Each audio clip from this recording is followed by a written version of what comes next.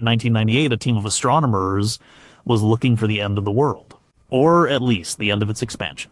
The team, led by Adam Rees, was using Type Ia supernovae, the exploded remains of white dwarf stars, as cosmic mile markers. These explosions always have the same intrinsic brightness, so if you see one that looks dim, you know it's far away. If it's bright, it's close. You know, they were measuring these distances to figure out how fast the universe was flying apart. The expectation was simple. The universe had been expanding since the Big Bang, but the gravity of all the stuff in it, all the galaxies, stars, and gas should be pulling back, acting like a brake. The expansion should be slowing down. Rees and his team were trying to measure that deceleration. They pointed their telescopes at these distant exploding stars, or they collected the light, they did the math, and the math was wrong. It wasn't just a little wrong. It was fundamentally impossibly wrong. The distant supernovae were much dimmer than they should have been.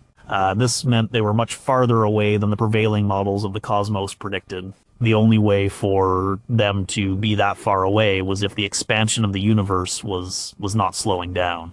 It was speeding up. An unknown force was pushing everything apart, overwhelming gravity on the largest scales. They checked their data, they rechecked it. Other teams, like one led by Saul Perlmutter, were finding the same bizarre result. There was no mistake. Something was pushing the universe apart. They gave this something a name: dark energy. The calculations that followed were even more humbling.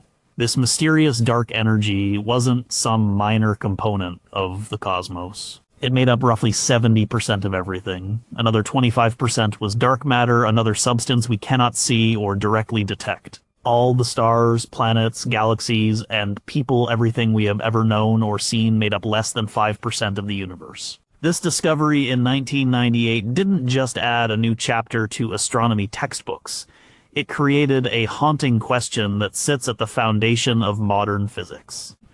If we were completely oblivious to 95% of reality until just a few years ago, what other fundamental aspects of the universe are we still missing? What else is out there hiding in plain sight, just beyond the reach of our understanding? This feeling, this sudden confrontation with the sheer scale of our own ignorance, is the same feeling you get when you stare at the Hubble Deep Field. It's a portrait of the unknown, and it forces you to think. Number 20. I am looking at ghosts. The most distant galaxy identified in the original 1995 Hubble Deep Field is located roughly 12 billion light-years away. Light from the Andromeda Galaxy, our closest major galactic neighbor, takes 2.5 million years to reach us. The light we see tonight left Andromeda when early human ancestors like Homo habilis were first walking the Earth. If the sun were to suddenly vanish, we on Earth would not know about it for 8 minutes and 20 seconds. We would continue to orbit a ghost, feeling the warmth of a star that was no longer there. This is the first and most fundamental thought that hits when you look at that famous image. You are not seeing an image of the universe as it is. You are seeing an image of the universe as it was. Every single dot of light in the Hubble Deep Field is a message from the past. It's a time capsule. The farther away the dot, the older the message. That fuzzy red smudge in the corner isn't just a galaxy billions of light years away. It is a picture of a galaxy as it existed billions of years ago. The universe was younger then. The stars within it were different. The galaxy itself may not even exist anymore. It could have merged with a neighbor. It could have been ripped apart by a larger galaxy cluster.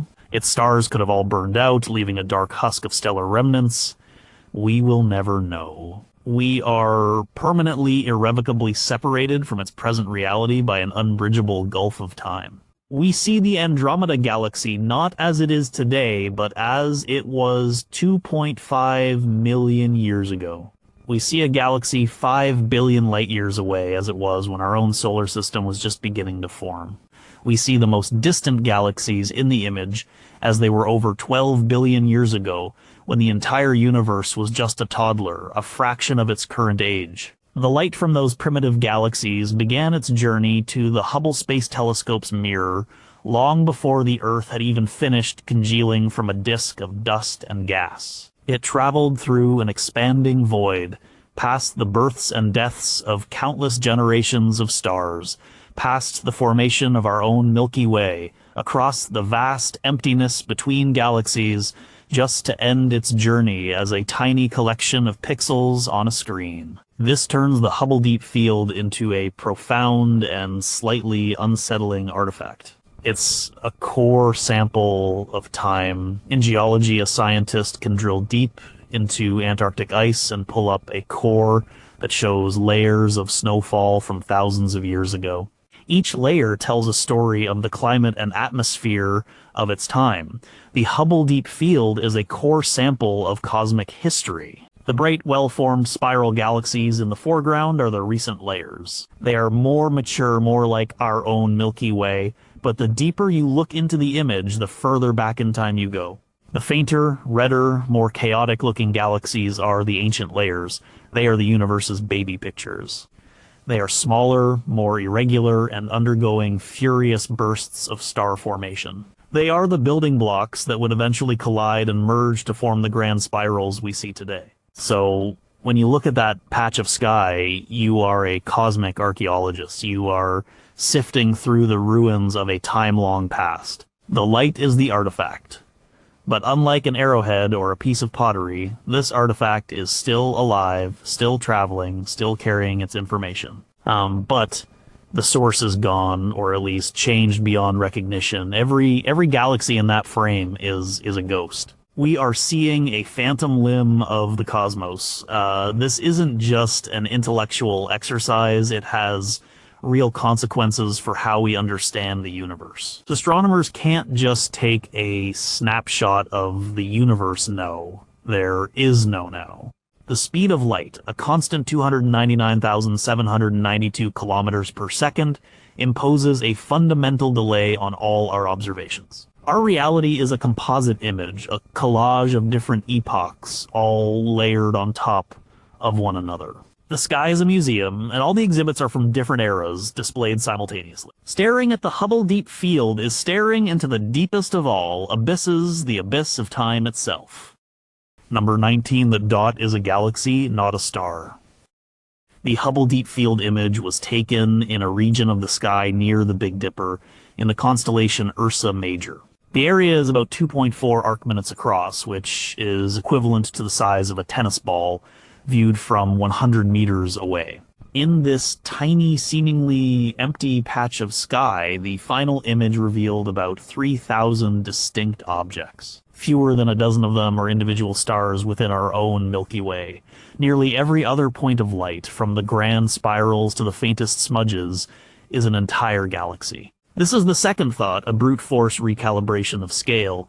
Our brains are not wired to comprehend this. Well, we look up at the night sky from a dark location and see a few thousand stars. We know those are suns, many like our own, some larger, some smaller.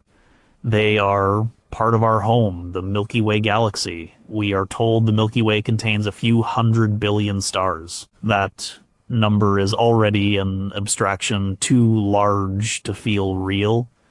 Then you look at the Hubble Deep Field.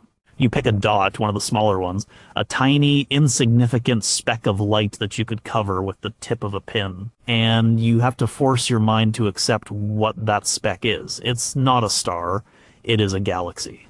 It is a gravitationally bound island of, on average, 100 billion stars.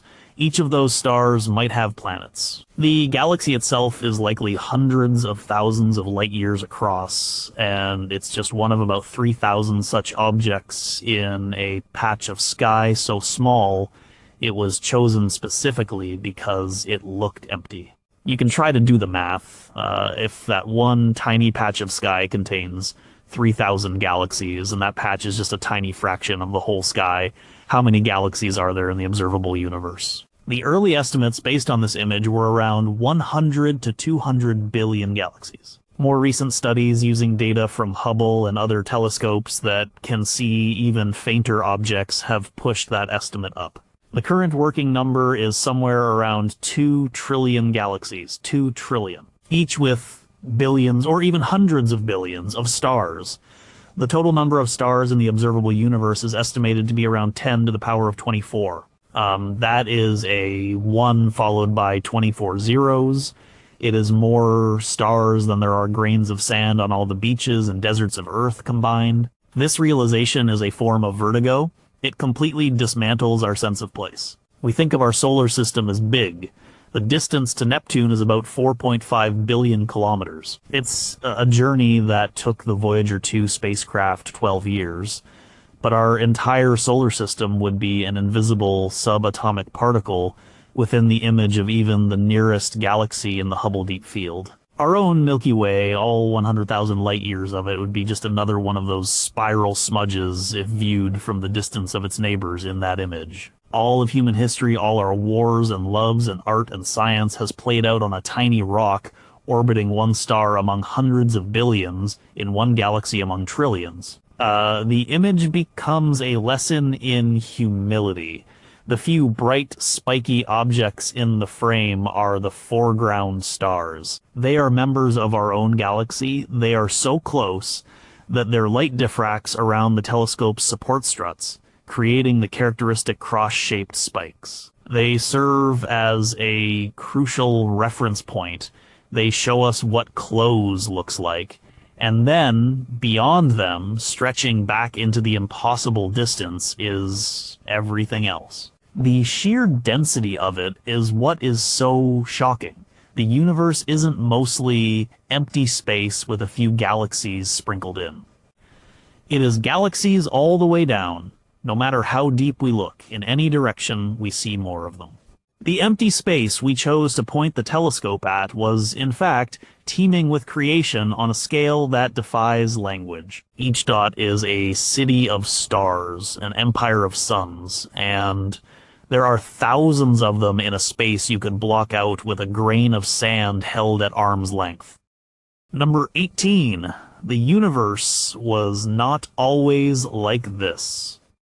In the Hubble Deep Field, the galaxies are not all the same. The ones that are closer to us, the ones whose light is more recent, tend to look familiar. We see majestic spiral galaxies with well-defined arms, similar to our Milky Way. We see large reddish elliptical galaxies, which are older and have less gas and dust for new star formation. But as you look deeper into the image, which means further back in time, the character of the galaxies changes dramatically.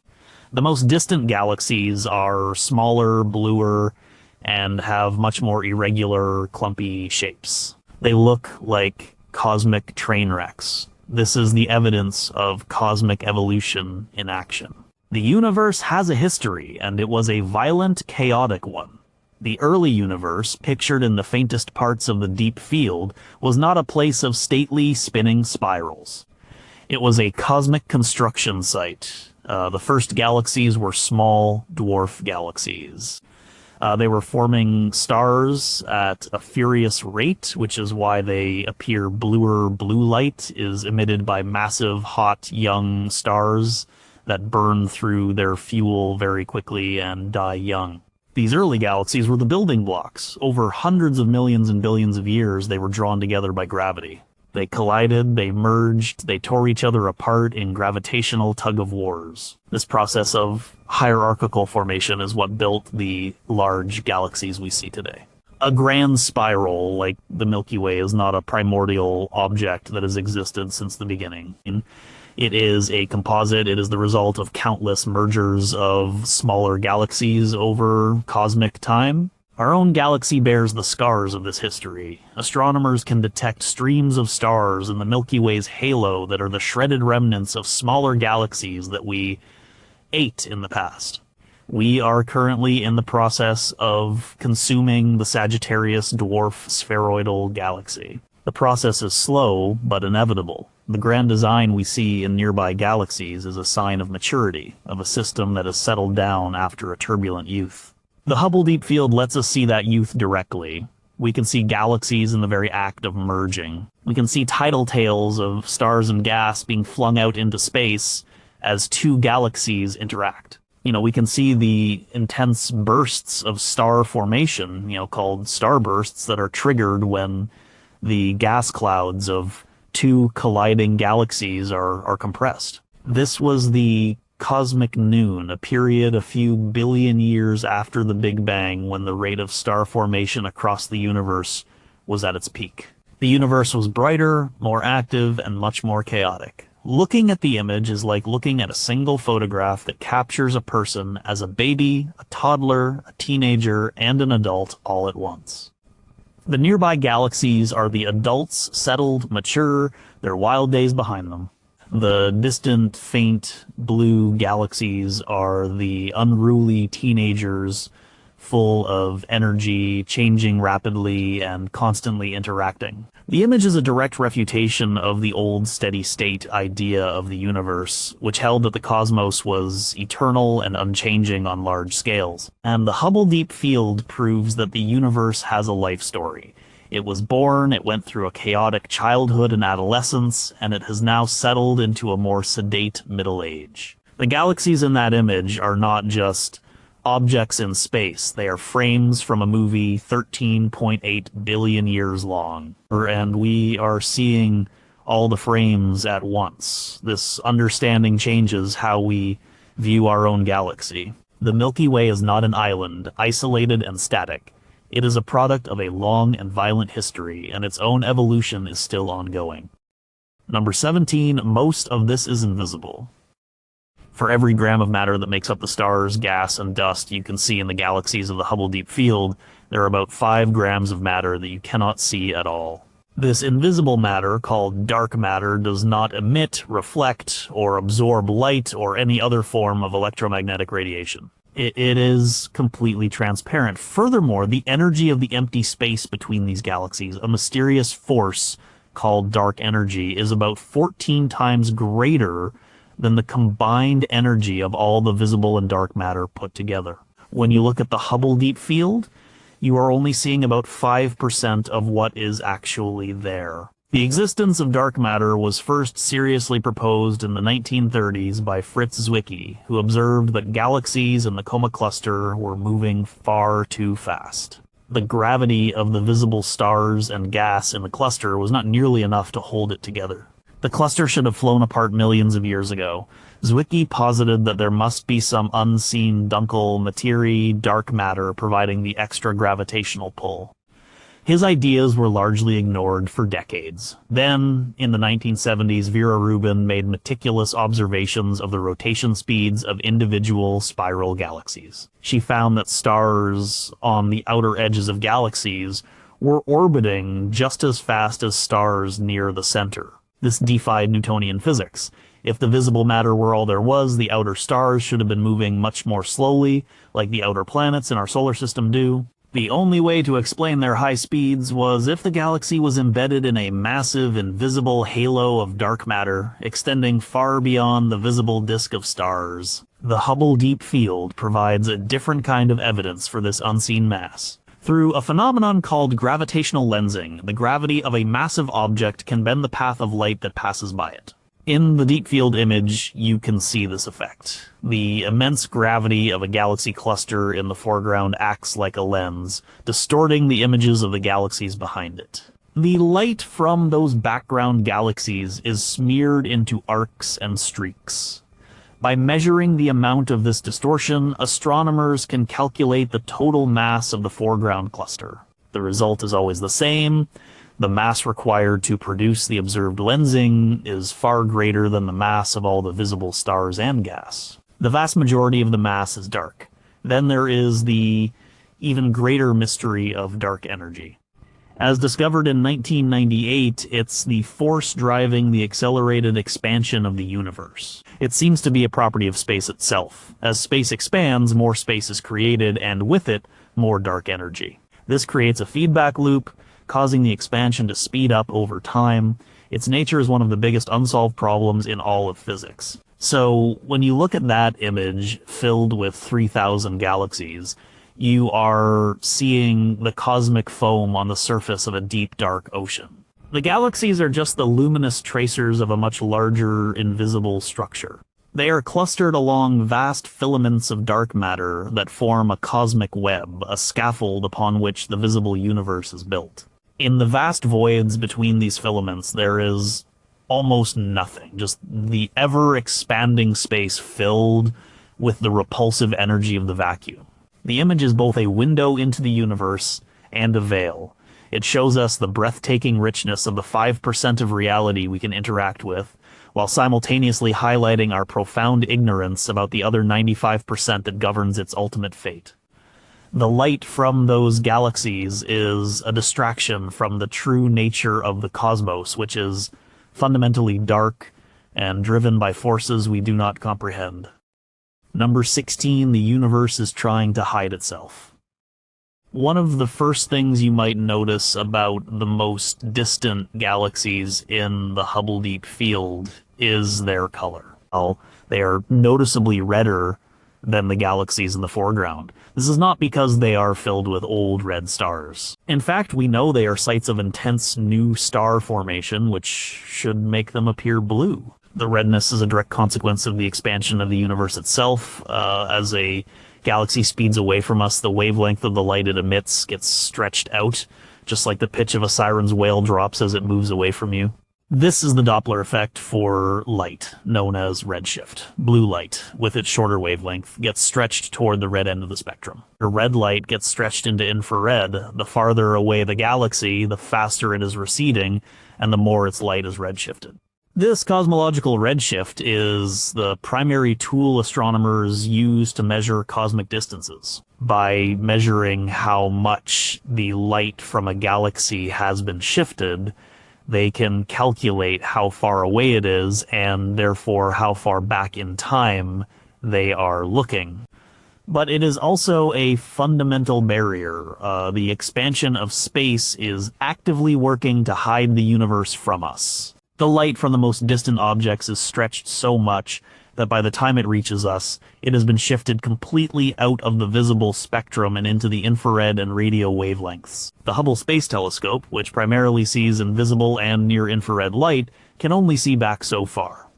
To see the very first galaxies, we needed a telescope that could see in longer infrared wavelengths, which is precisely what the James Webb Space Telescope was designed to do. But the problem gets worse. Because the expansion of the universe is accelerating, there is a cosmic event horizon. For galaxies beyond a certain distance currently, about 16 billion light years away, are receding from us faster than the speed of light. This does not violate Einstein's theory of relativity, which states that nothing can travel through space faster than light. In this case, it is space itself that is expanding and carrying the galaxies along with it. The light from those galaxies will never reach us.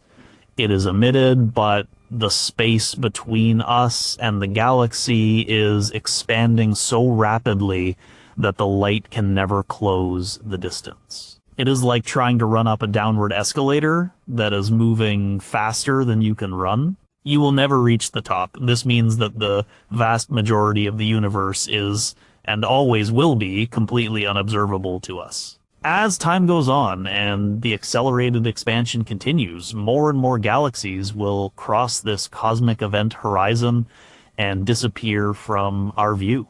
If you could travel into the far future, trillions of years from now, the night sky would look very different. The Milky Way and its local group of gravitationally bound galaxies like Andromeda, which will have merged with us by then, would be the only things visible. Every other galaxy in the universe would have receded beyond the cosmic event horizon. Their light would be so redshifted that it would be undetectable.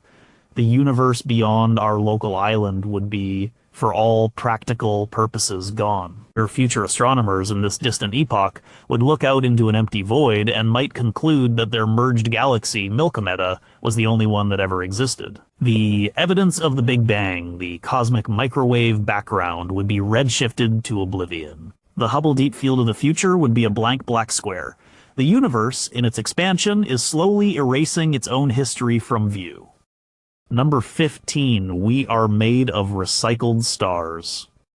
Every galaxy in the Hubble Deep Field is a star factory. Inside these vast clouds of gas and dust, gravity pulls material together into dense knots. The pressure and temperature at the core of these knots rise until they become hot enough to ignite nuclear fusion. A star is born. For most of its life, a star like our sun fuses hydrogen atoms into helium. This process releases an enormous amount of energy, which pushes outward and balances the inward pull of gravity, keeping the star stable. But the elements that make up our planet and us are not hydrogen and helium. We are made of carbon, oxygen, nitrogen, iron. Where did these heavier elements come from? They were forged inside stars. When a massive star, much larger than our sun, runs out of hydrogen fuel in its core, it begins to fuse helium into carbon. Then it fuses carbon into neon, oxygen, silicon, and finally iron. The core of a massive star just before its death looks like an onion, with layers of progressively heavier elements. Iron is the end of the line. Fusing iron does not release energy, it consumes it. When the core becomes pure iron, the energy generation stops. Gravity wins. The core collapses in a fraction of a second, and the outer layers of the star come crashing down on it. They rebound in a cataclysmic explosion called a supernova.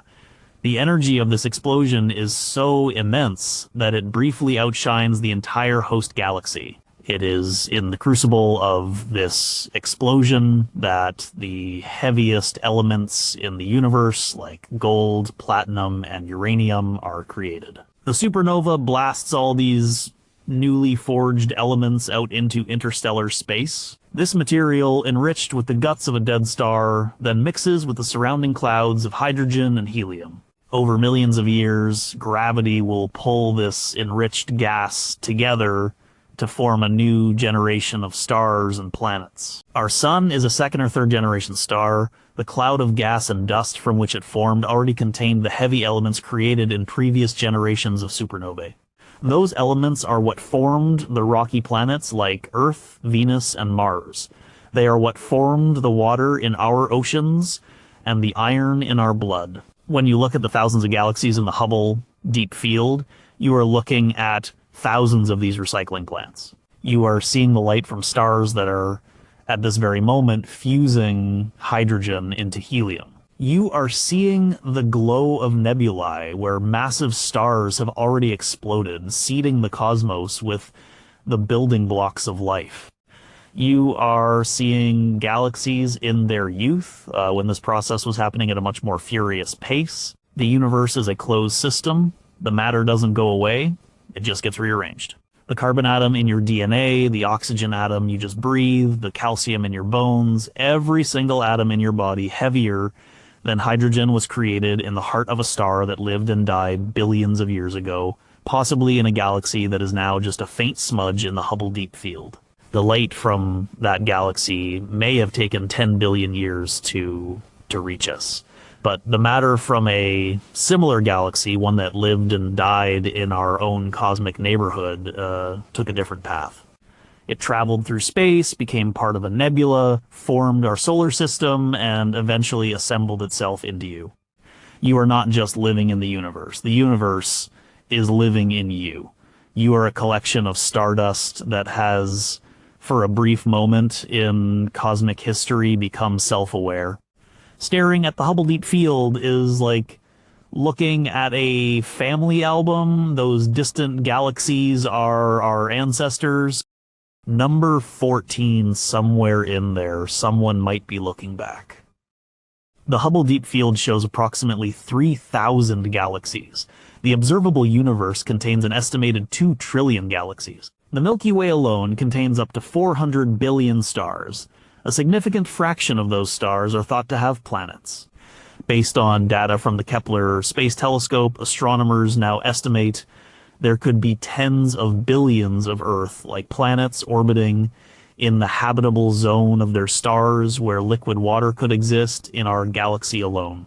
If you multiply that by the number of galaxies in the universe, the number of potentially habitable planets becomes staggeringly large. It is a number so vast that it is functionally infinite for the human mind. So where is everybody? This is the core of the Fermi paradox, named after physicist Enrico Fermi, who supposedly asked the question during a lunch conversation in 1950. If the universe is so vast and so old, and the building blocks of life are common, then life should have arisen in many places. Some of that life should have evolved intelligence, and some of that intelligent life should have developed technology and spread throughout its galaxy. Given the age of the universe, there has been more than enough time for at least one civilization to colonize the entire Milky Way, even at sublight speeds. Yet, we see no evidence of them.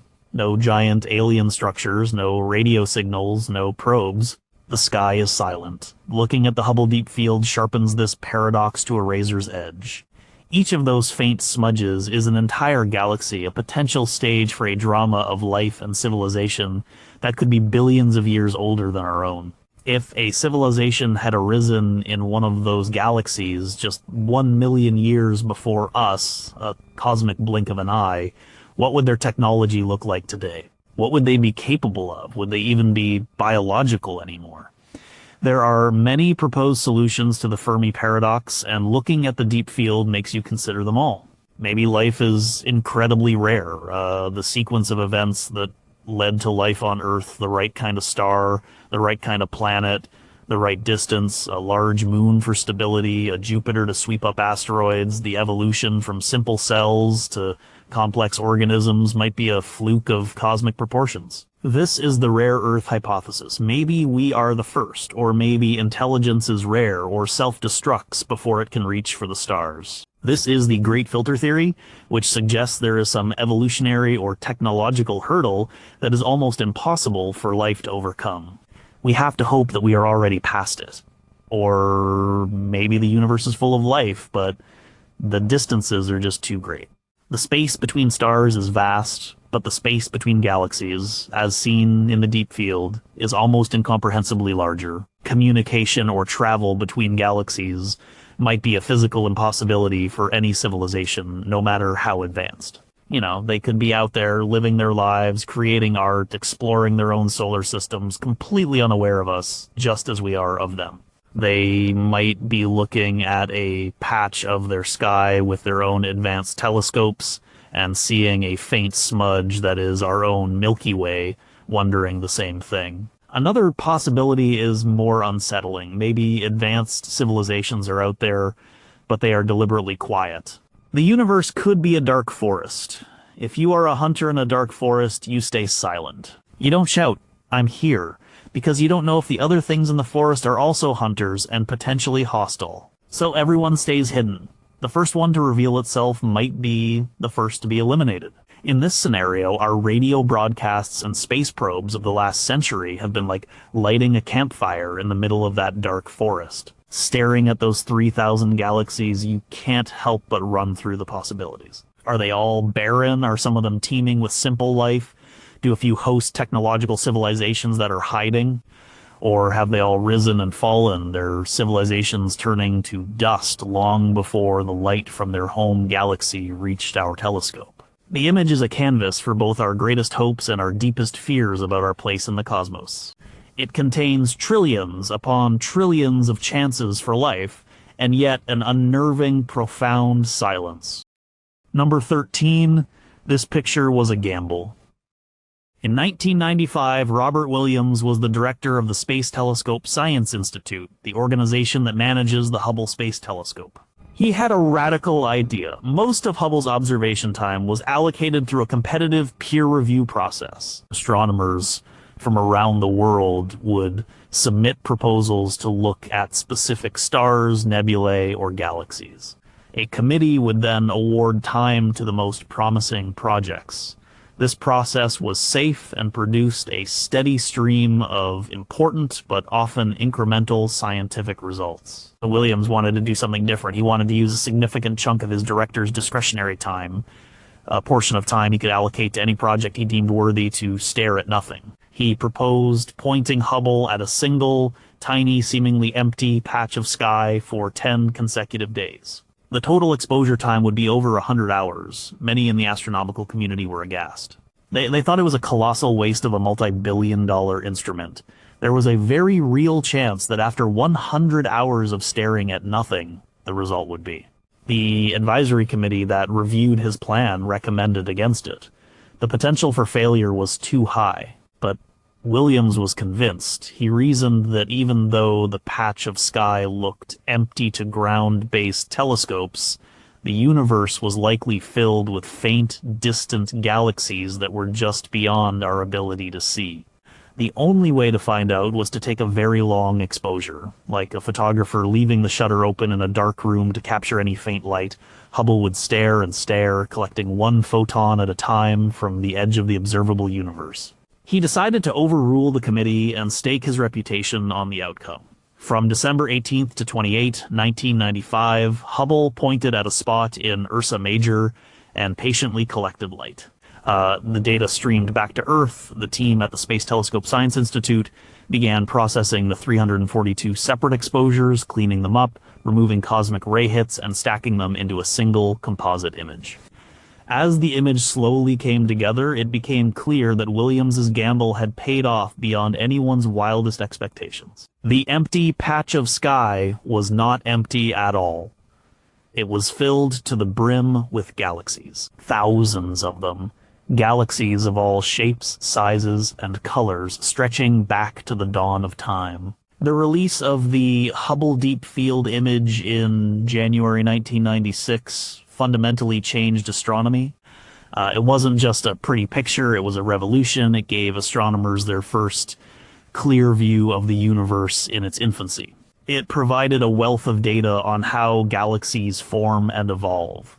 It showed that the early universe was a much more dynamic and crowded place than previously thought. It became one of the most important images in the history of science. The story behind the image is a lesson in the nature of scientific discovery. Sometimes progress isn't made by taking small, safe steps. It's made by taking a bold, calculated risk. It's about having the courage to look where no one has looked before, even if the consensus is that there's nothing there to see. The Hubble Deep Field exists because one person was willing to bet his career on the idea that the universe was more interesting than we knew. That single decision opened a window onto a new cosmos and transformed our understanding of our own origins. It is a testament not just to the power of our technology, but to the power of human curiosity and the willingness to take a chance on the unknown. Number 12. The universe has a color. In 2002, astronomers Carl Glazebrook and Ivan Baldry at Johns Hopkins University decided to answer a question that sounds more like poetry than science. What color is the universe? To do this, they took a large survey of over 200,000 galaxies and combined all their light into a single cosmic spectrum. This spectrum represented the average light being emitted by the universe today. They then converted this spectrum into a color that the human eye could perceive. The result was a pale beige-ish white. They officially named it cosmic latte. This might seem like a trivial pursuit, but it reveals something profound about the current state of the universe. The color of a stellar population is determined by the types of stars within it. Young, massive stars are hot and burn with a brilliant blue-white light. Older, smaller stars like red dwarfs are cooler and glow with a reddish light. A galaxy that is actively forming new stars, like many of the distant ones in the Hubble Deep Field, will have a bluish tint because of its population of young, hot stars. A galaxy that has ceased star formation and is dominated by an older population of stars, like a large elliptical galaxy, will appear reddish or yellowish. The fact that the average color of the universe today is a pale beige indicates that the era of furious star formation is largely over. The overall population of stars is aging. The universe is transitioning from a vibrant blue to a more sedate red. The cosmic latte color is the universe in its middle age. If Glazebrook and Baldry could have done their experiment billions of years ago, during the cosmic noon when star formation was at its peak, the average color of the universe would have been a much brighter shade of blue. The galaxies in the deepest parts of the Hubble Deep Field are a snapshot of that bluer, more youthful cosmic epoch. In the far future, the color will continue to shift. As more and more massive blue stars die out and are not replaced, and as the remaining population of stars is increasingly dominated by long-lived, cool red dwarfs, the average color of the universe will slowly fade to black, punctuated by the dim, ruddy glow of these dying embers. Cosmic latte is a fleeting transitional color. When you look at the Hubble Deep Field, you can see this color evolution directly. The nearby, more recent galaxies contribute the yellowish, white, and reddish hues to the overall cosmic average. But the distant, ancient galaxies are overwhelmingly blue. The image is a visual representation of the universe's changing palette. It captures the fading blue of its youth and the emerging beige of its middle age. The color tells a story of cosmic metabolism. The universe was once running hot, burning through its fuel of primordial gas at a prodigious rate. Now its metabolism has slowed, it is conserving its remaining resources. The cosmic latte is the color of a universe that is settling down for the long haul, its most vibrant and creative days now a memory preserved in the light from distant galaxies. Number 11, gravity is bending the light. Look closely at the Hubble Deep Field, or even more spectacular images from its successor, the Hubble Frontier Fields project.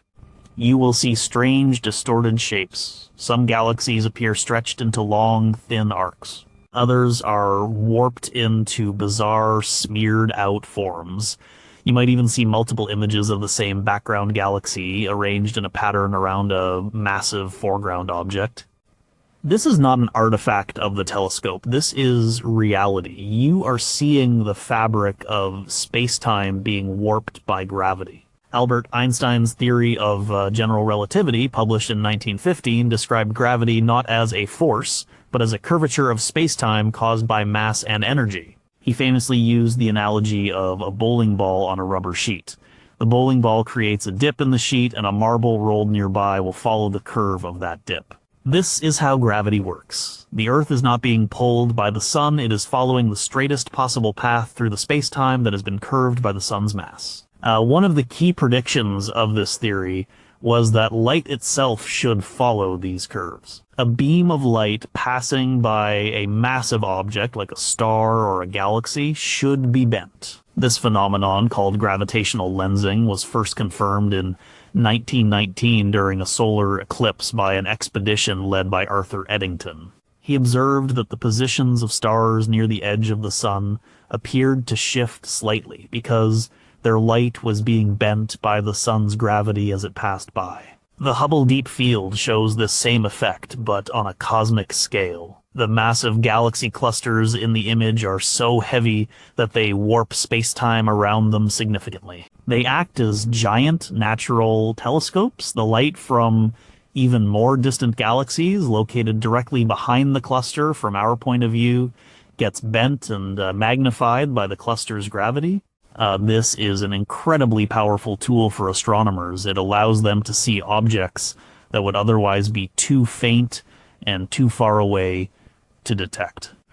By using these cosmic zoom lenses, Hubble, and now the James Webb Space Telescope, can study some of the very first galaxies that formed in the universe just a few 100 million years after the Big Bang. The distorted arcs and multiple images are not just a cosmic curiosity, they are a gift from the universe, a way for it to reveal its deepest secrets. The amount of lensing also allows astronomers to map the distribution of mass in the foreground cluster, including the invisible dark matter. By measuring how much the background light is bent, they can calculate the total mass of the lens. This is one of the most direct ways we have to see dark matter.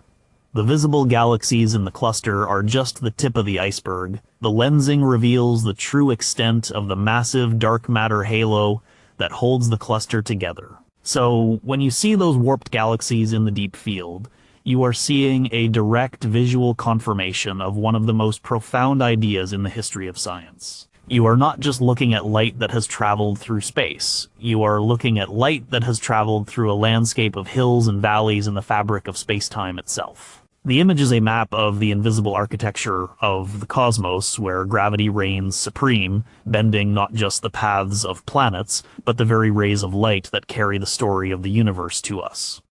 Number 10. Every direction is the center. When you look at the Hubble Deep Field, filled with galaxies in every direction, it's natural to ask, where is the center of it all? Where did the Big Bang happen? Our intuition, shaped by living in a world of explosions that happen at a specific point in space, tells us there must be a center. But in cosmology, this intuition is wrong. The Big Bang was not an explosion in space. It was the explosion of space. It happened everywhere, all at once. There is no center to the universe. Think of it this way. Take a balloon and put a few dots on it with a marker. The dots represent galaxies. The surface of the balloon represents the two-dimensional fabric of space. Now, inflate the balloon. As the balloon expands, all the dots move away from each other. If you're an observer sitting on any one of those dots, you would see all the other dots receding from you. It would look like you were at the center of the expansion, but an observer on any other dot would see the exact same thing. There is no special center dot on the surface of the balloon. The center of the expansion is not on the surface at all. It's in the third dimension, inside the balloon. Our universe is like this, but in 3 dimensions, expanding into a hypothetical fourth. Every point in the universe can be considered the center of the expansion. The Big Bang wasn't a firecracker going off in a pre-existing void. It was the moment the entire fabric of space and all the energy within it began to expand. The universe was initially in a hot, dense state, but that state was not at a single point. That state was the entire universe. The Hubble Deep Field provides visual confirmation of this principle, known as the cosmological principle. This principle states that on large scales, the universe is homogeneous, the same everywhere, and isotropic, the same in every direction.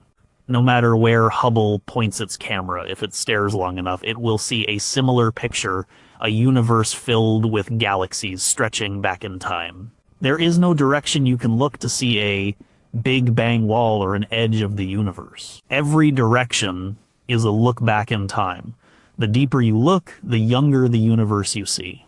If we could look deep enough in any direction, we would eventually see the cosmic microwave background radiation, the afterglow of the Big Bang itself. This afterglow comes to us from every direction in the sky, a perfect sphere of ancient light surrounding us. This is a deeply counterintuitive idea. It removes any notion of a privileged location in the cosmos. The Earth is not the center. Our solar system is not the center. Our galaxy is not the center. There is no center. We are on a random planet, orbiting a random star, in a random galaxy, in a universe with no special point of origin. The Hubble Deep Field, by showing us a typical, non-special patch of sky, reinforces this idea. That image could have been taken in almost any other direction, and it would have looked fundamentally the same. It is a portrait of an average neighborhood in a universe that has no downtown. The feeling it evokes is one of both profound disorientation and profound connection. We are not at the heart of the action, but we are part of a cosmic whole that is the same everywhere. Number 9, this empty space is not empty. At first glance, the Hubble Deep Field appears to be thousands of galaxies against a backdrop of black, empty space. But according to our best understanding of physics, that blackness is not empty at all. It is a seething, bubbling cauldron of quantum activity. This is the concept of the quantum vacuum, or quantum foam. Quantum field theory, the language of particle physics, tells us that empty space is filled with quantum fields. These fields are constantly fluctuating. Even in their lowest energy state, the vacuum state, they still have a certain amount of energy known as zero-point energy. These fluctuations can, for incredibly brief moments, manifest as pairs of virtual particles and antiparticles that pop into existence, exist for a fleeting instant, and then annihilate each other.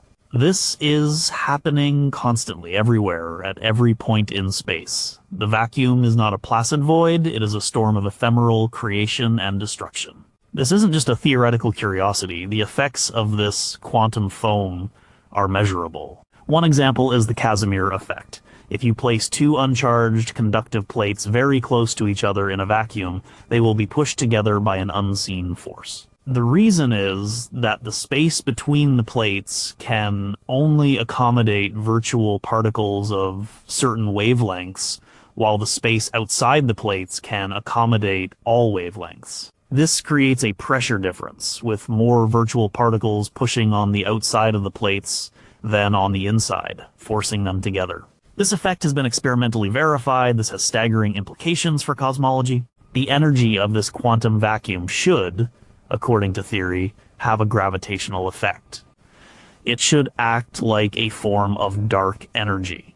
The problem is that when physicists try to calculate the expected energy density of the quantum vacuum based on quantum field theory, the number they get is absurdly large. It is about 120 orders of magnitude, a 1 followed by 120 zeros larger than the observed value of dark energy that is causing the universe to accelerate.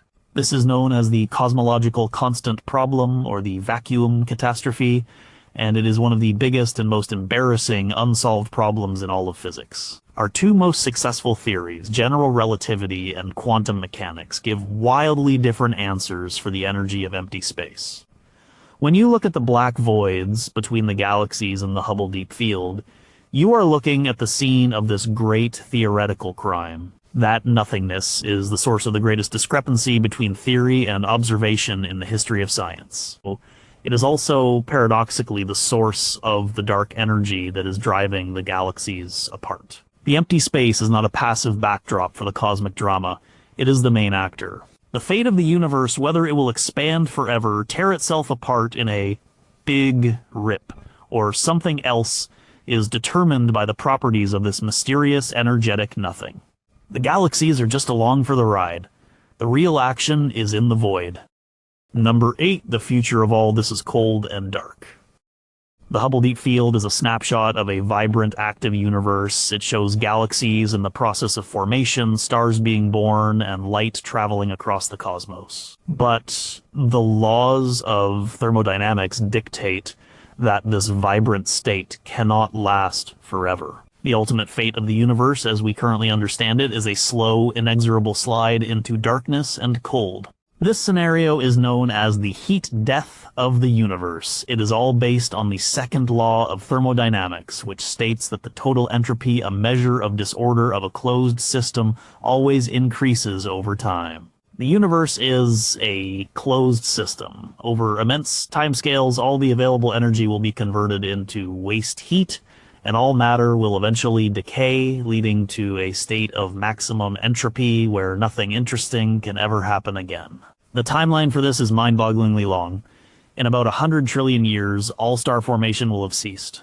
The gas clouds that form new stars will have been exhausted. The only stars left will be the dim, long-lived red dwarfs, which will slowly burn for trillions of years more. The sky will be mostly dark, punctuated by these faint red embers. After the last red dwarf burns out, the universe will enter the degenerate era.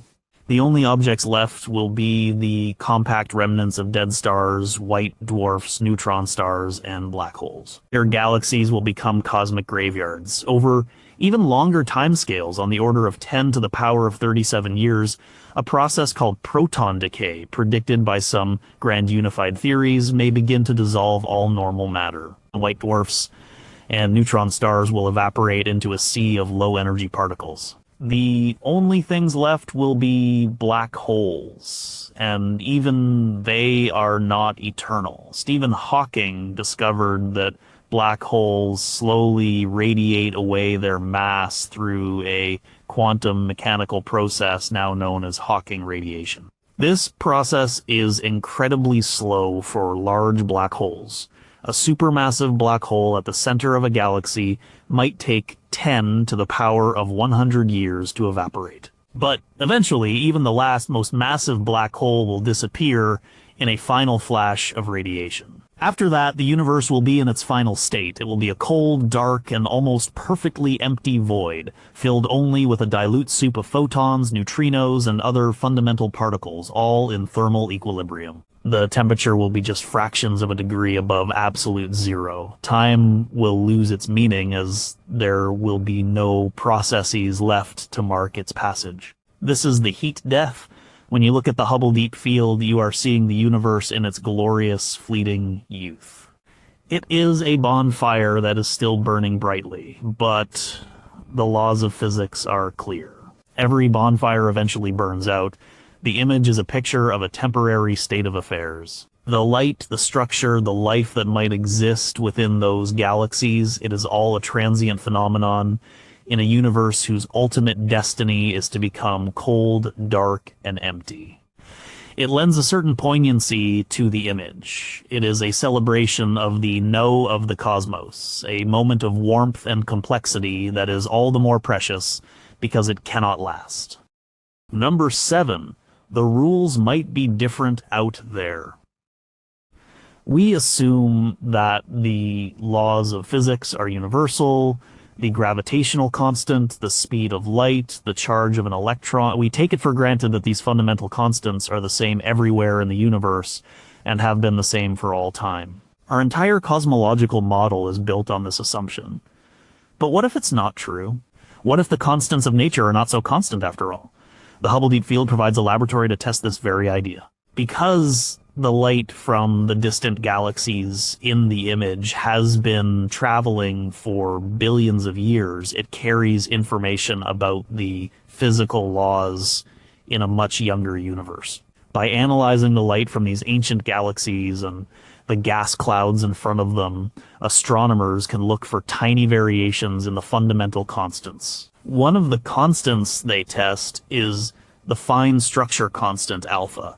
This number, approximately 1/137, determines the strength of the electromagnetic force. It governs how atoms hold together and how they interact with light. If alpha were different in the past, the absorption lines in the spectra of distant quasars and galaxies would be slightly shifted compared to the lines we measure in laboratories on Earth. Over the years, there have been some tantalizing but controversial claims of such a variation. Some studies have suggested that alpha might have been slightly smaller in the distant past. Other studies looking in different directions of the sky have found hints that it might have been slightly larger. Most measurements, however, have found no change at all, and the results remain a topic of active debate. But the very fact that we can test this is remarkable. You know, the implications of a changing constant would be monumental. It would mean our understanding of physics is incomplete. It would open the door to new theories like string theory, which predict that the fundamental constants are not truly fundamental, but are instead determined by the properties of extra unseen dimensions of space. Even if the constants are the same everywhere we look, there is another more profound possibility. Perhaps our universe is just one of many universes in a multiverse.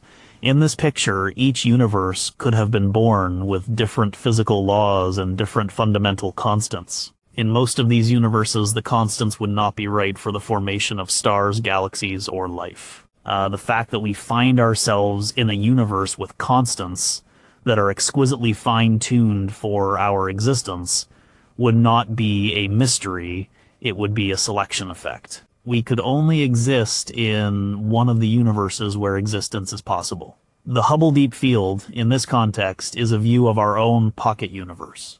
It is a stunningly vast and complex place, but it might be just one bubble in an infinite cosmic foam of other realities, each with its own unique set of rules. We can use the light from those distant galaxies to test the consistency of our own laws, but we may never know if other laws are possible. It adds another layer of profound uncertainty to our place in the cosmos. We don't just know what's in the 95% of our universe. We don't even know if our universe is the only one. The rules we live by might not be the only rules there are. Number 6, we built a machine to see the beginning of time. The Hubble Space Telescope is one of the most complex machines ever built by humanity. Launched in 1990 aboard the Space Shuttle Discovery, it is essentially a 13-meter-long, 11-ton robotic observatory orbiting the Earth at an altitude of about 540 kilometers. Its primary mirror is 2.4 meters in diameter. While not a particularly large mirror by ground-based telescope standards, Hubble's power comes from its location. By being above the Earth's atmosphere, it avoids the blurring and filtering effects that plague ground-based astronomy. The atmosphere twinkles stars, blocks certain wavelengths of light like ultraviolet, and creates a bright background glow that washes out faint objects. Hubble suffers from none of these problems. It has a crystal clear, dark view of the cosmos 24 hours a day. The story of Hubble is also a story of a near catastrophic failure and a remarkable rescue. Shortly after its launch, scientists discovered a flaw in its primary mirror. It had been ground to the wrong shape by a microscopic error, about 1/50th the thickness of a human hair. This tiny mistake was enough to cause spherical aberration, making the images blurry and out of focus. The multi-billion-dollar telescope was a national embarrassment, but NASA engineers devised an ingenious solution. In 1993, a team of astronauts flew a servicing mission on the Space Shuttle Endeavour. In a series of daring spacewalks, they installed a corrective optics package called COSTAR, which was essentially a set of tiny mirrors designed to counteract the flaw in the main mirror. It was like giving the telescope a pair of glasses. It worked perfectly. The Hubble Deep Field, taken just 2 years later, would have been impossible without this heroic repair mission. The technology that makes the Deep Field image possible is staggering. The telescope has to maintain an incredibly stable pointing accuracy. To get the Deep Field, it had to lock onto a guide star and hold its position for days on end with a precision equivalent to holding a laser beam on a coin 200 miles away. And its detectors, called charge-coupled devices, CCDs, are highly sensitive digital cameras cooled to low temperatures to reduce electronic noise. They can detect individual photons of light that have been traveling for billions of years. The telescope itself is powered by solar panels and communicates with Earth through a network of tracking and data relay satellites. The Hubble Deep Field is not just a scientific discovery, it is a triumph of engineering. It is the culmination of decades of work by thousands of scientists, engineers, and technicians. It is a demonstration of what we can achieve when we apply our collective ingenuity to a question of pure curiosity. We had a fundamental question: what does the very young universe look like? And we built a machine to answer it. We placed a robotic eye in orbit far above the world and used it to stare into the abyss of time.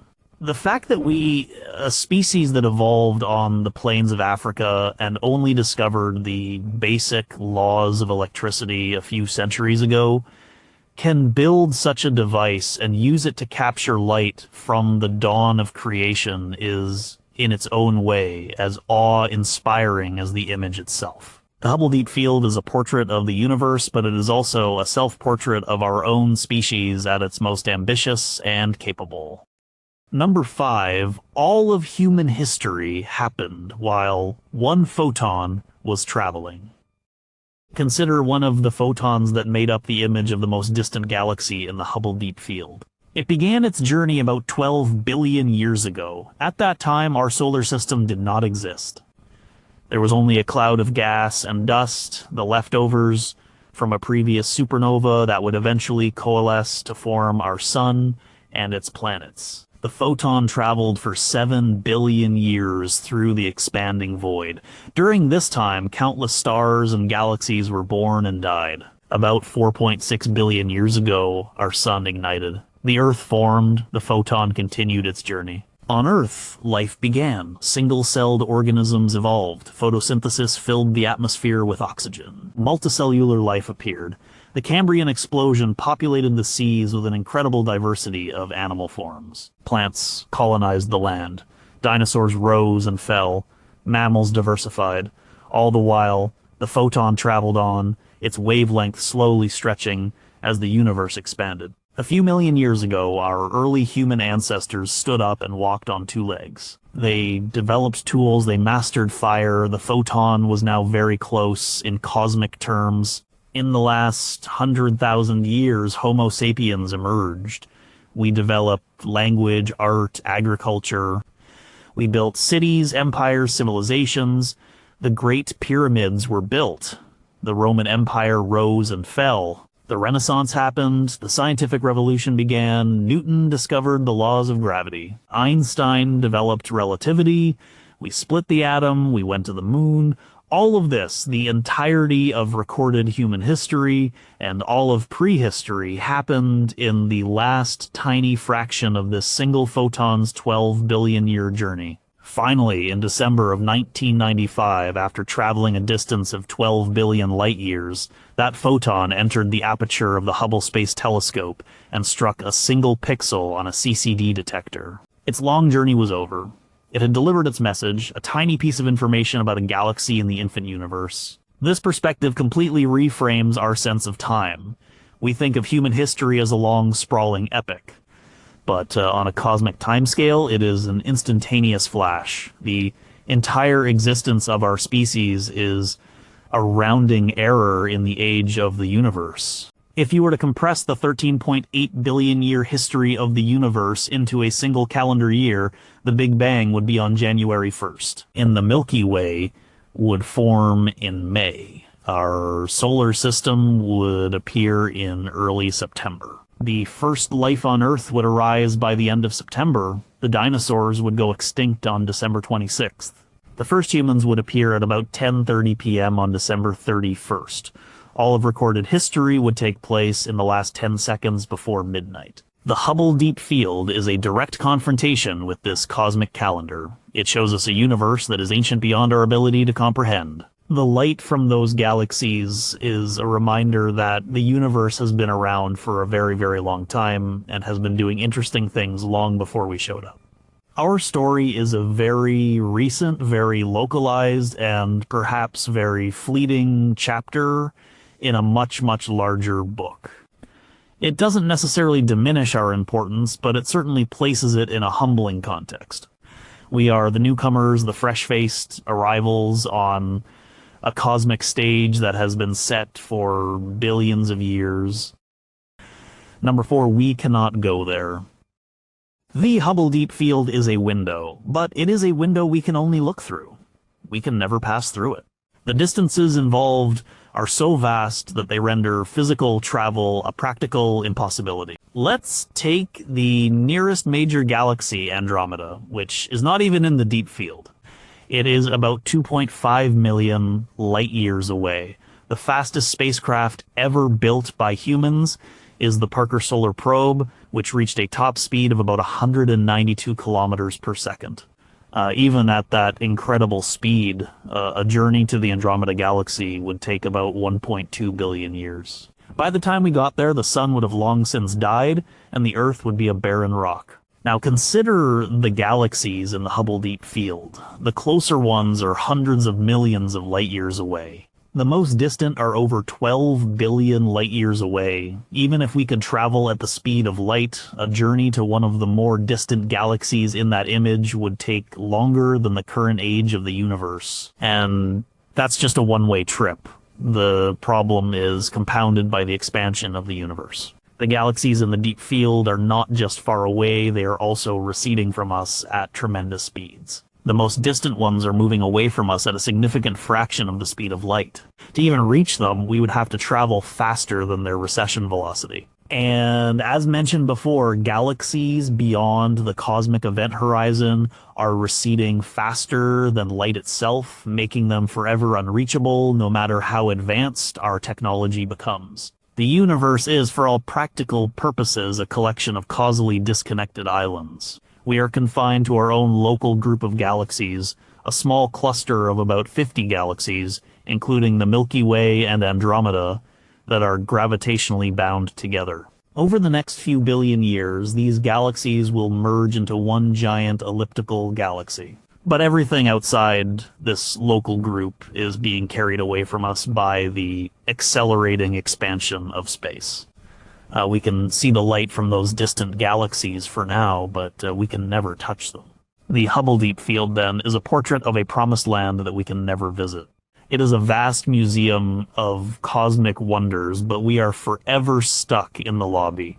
This is a profound and perhaps frustrating realization. Our curiosity can reach across billions of light years, but our bodies are trapped.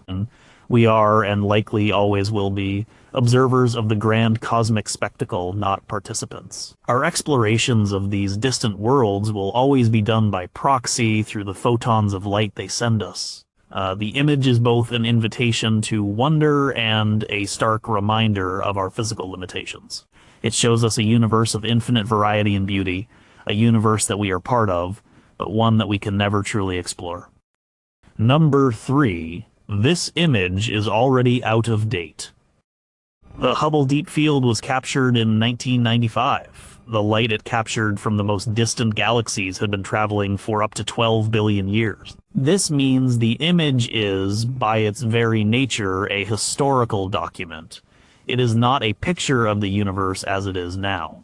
It is a picture of the universe as it was at various points in the past, but even the image itself, as a human artifact, is now a piece of history. Since 1995, our ability to see the deep universe has improved dramatically. Hubble itself was upgraded in subsequent servicing missions with more sensitive and advanced instruments. This led to the creation of the Hubble Ultra Deep Field HUDF in 2004 and the Hubble E-Extreme Deep Field 7DF in 2012. Each of these images pushed deeper into the cosmos, revealing even fainter and more distant galaxies than the original deep field. The XDF, for example, contains about 5,500 galaxies in a patch of sky even smaller than the original HDF. It reaches back to galaxies that existed just 450 million years after the Big Bang. And now we have the James Webb Space Telescope JUICed, launched in 2021. JUICed is Hubble's successor. It has a much larger mirror, 6.5 meters compared to Hubble's 2.4 meters, and is optimized to see in infrared light. This is crucial for deep field astronomy. Because of cosmological redshift, the light from the very first galaxies is stretched so much that it is no longer visible light by the time it reaches us. It is infrared. Jobs can capture this light with unprecedented clarity. The first deep field image from Jobs, released in 2022, was a revelation. In just a 12.5-hour exposure, it produced an image that was significantly deeper and sharper than the Hubble Deep Fields, which took weeks of exposure time. It revealed thousands of galaxies, many of which had never been seen before. It is showing us the universe at an even earlier epoch, the cosmic dawn, when the very first stars and galaxies were just beginning to form and light up the cosmos. This rapid progress means that our view of the deep universe is constantly being updated. The original Hubble Deep Field, which was revolutionary in 1995, is now just one frame in a growing movie. It's like looking at a map of the world from the 16th century. It was a masterpiece of its time, and it fundamentally changed our view of the world, but it has since been superseded by more detailed and accurate maps. This is the nature of science. Every great discovery is just a stepping stone to the next one. The Hubble Deep Field did not provide the final answers. Instead, it raised a host of new questions and inspired the creation of new tools to answer them. When we look at that iconic 1995 image today, we should see it not just for what it shows us about the universe, but for what it shows us about the process of science. It is a snapshot of our understanding at a particular moment in time, an understanding that is always growing, always changing, and always being refined. The image is already out of date, and that is its greatest triumph. Number 2, we are a fluke of cosmic dust. The Hubble Deep Field shows a universe teeming with galaxies. The Kepler mission showed us a galaxy teeming with planets. The building blocks of life, carbon, oxygen, water, are common throughout the cosmos. With all these ingredients and all these potential homes, it can be easy to assume that life, and perhaps even intelligent life, must be common. But the image can also lead to the opposite conclusion. The sheer scale and violence of the cosmos can make the existence of life on Earth seem like an almost impossible miracle. Consider what it takes for a planet like Earth to exist. You need to be in the right kind of galaxy. In a large elliptical galaxy, star formation has mostly stopped, and there may not be enough heavy elements to form rocky planets. In the center of a spiral galaxy like our own, the density of stars is too high, and the radiation from the central supermassive black hole would be lethal. You need to be in a quiet suburban neighborhood of the galaxy, like our own Orion arm. You need the right kind of star. A massive hot blue star burns out too quickly for complex life to evolve. A dim red dwarf is prone to violent flares that would strip the atmosphere from any nearby planet. You need a stable, long-lived G-type star like our sun. You need the right kind of planet at the right distance. It needs to be in the habitable zone where liquid water can exist. It needs to have a stable, circular orbit. It needs to have a magnetic field to protect it from the solar wind. It needs plate tectonics to regulate the climate over geological timescales. It needs a large moon to stabilize its axial tilt, preventing wild climate swings. It needs a giant planet like Jupiter further out in the solar system to act as a cosmic bodyguard, sweeping up and deflecting many of the asteroids and comets that could cause catastrophic impacts. The list goes on and on. The emergence of life itself is a mystery. The leap from non-living chemistry to the first self-replicating organism is a step we do not understand.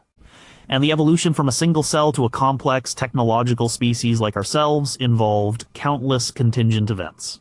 A different asteroid impact, a different climate shift, a different genetic mutation, and our evolutionary history could have taken a completely different path or ended altogether. This is the essence of the Rar Earth hypothesis. It argues that while simple microbial life might be common in the universe, the confluence of so many specific and unlikely factors required for complex, intelligent life makes Earth a profound anomaly. When you look at the 3,000 galaxies in the Hubble Deep Field, you might not be looking at 3,000 potential homes for civilizations. You might be looking at 3,000 sterile, empty collections of stars, or at best, ones that harbor nothing more complex than slime. This thought is both lonely and profound. If we are a fluke, a 1 in a trillion shot, then our existence becomes immeasurably precious. It places a heavy responsibility on us. In a universe that may be largely indifferent and barren, we are a tiny outpost of meaning and consciousness. We are the universe's way of knowing itself. The Hubble Deep Field in this light is not just a picture of other galaxies. It is a picture of the cosmic context that makes our own fragile existence so remarkable. We are not the center of the universe, but we might just be the rarest thing in it. Number 1. I do not know anything. This is the final thought. It is the culmination of all the others. You look at the 3,000 galaxies. You grapple with the scale, the time, the physics, the unanswered questions. You consider the ghosts of dead stars, the invisible dark matter, the accelerating expansion driven by a force we can't explain. You ponder the possibility of life and the near impossibility of our own. And after all that, you are left with one inescapable conclusion. The universe is not just stranger than we imagine, it is stranger than we can imagine. The Hubble Deep Field is a monument to human ignorance. Every new discovery it enabled has only served to reveal deeper and more fundamental questions. We now know the universe is expanding, but we don't know why it's accelerating. We know dark matter exists, but we don't know what it is. We can see the first galaxies forming, but we don't fully understand the process. We know the laws of physics here on Earth, but we don't know if they are the same everywhere or for all time. We see trillions of potential homes for life, but we don't know if we are alone. The 19th century physicist Albert Michelson famously said that the future of physics would be about adding a few decimal places to results already obtained. He could not have been more wrong. Just a few years later, relativity and quantum mechanics would shatter the foundations of classical physics. The discovery of dark energy in 1998 was a similar moment. It showed us that our inventory of the universe was almost completely wrong. The Hubble Deep Field is the visual embodiment of this lesson. It is a humbling image. quietly rebukes our arrogance and our tendency to think we have it all figured out. It shows us that we live on a tiny island of knowledge in a vast, uncharted ocean of ignorance. And the more we expand the shoreline of our island, the more we become aware of the sheer size of the ocean that surrounds it. This is not a pessimistic conclusion. It is the opposite. It is the engine of science. The admission of ignorance is the first step toward discovery. The universe is not a closed book that we are close to finishing. See, it is a library of infinite volumes, and we have only just begun to read the first page of the first book.